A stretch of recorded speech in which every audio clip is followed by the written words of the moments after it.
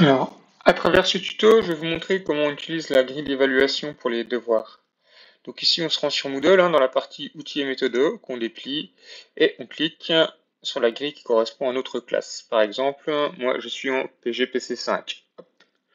Je clique, et la grille va s'afficher. Hop, je vous conseille de l'ouvrir sur Excel sur le web. C'est le plus ergonomique et le plus simple d'accès. On laisse le charger. Hop. Alors, première chose à faire, vous avez vu là, il n'y a rien parce qu'en fait, je suis pas sur le bon DS. Donc en bas, là, je vais choisir, hop, DS1. Ici, je vais retrouver le numéro de copie. Donc le professeur, par exemple, sur ma copie, il a dit que j'étais le numéro 7. Ça veut dire que la colonne qui correspond à ma note, c'est cette colonne-là. D'accord, la colonne I, le numéro 7. J'ai le corrigé à gauche, que je peux faire défiler. Tac. Tout à droite. Hop, si on dézoome, on contrôle roulette, hop. On a les commentaires sur le devoir, à lire attentivement, d'accord. Donc un commentaire général, puis des commentaires sur différents exercices. Ici, on a un histogramme des notes.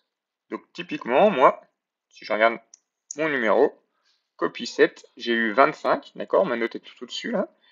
J'ai eu 25, donc par rapport au reste de la classe, je me situe ici. Je suis plutôt autour de la moyenne de la classe, plutôt moyenne basse, d'accord, parce qu'il y a plus de notes au-dessus qu'en dessous de moi.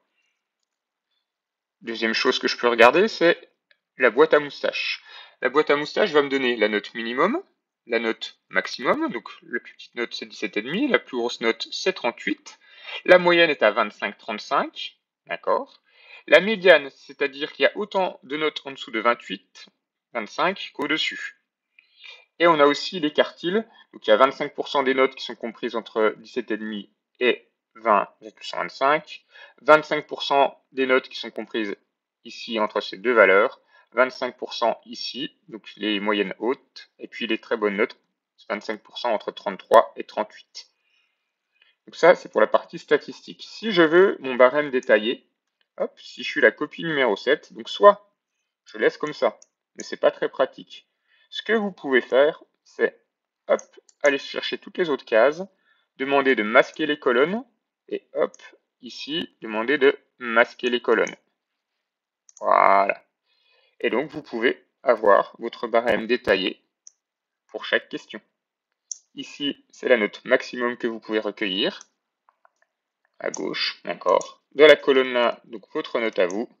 Et puis à droite, la moyenne pour chaque question dans la classe. Ok. Si cette case-là est verte, ça veut dire que la question est plutôt bien réussie. C'est les jaunes moyennement réussis. Et puis rouge, pas très bien réussi. Noir, pas bien réussi du tout. Voilà.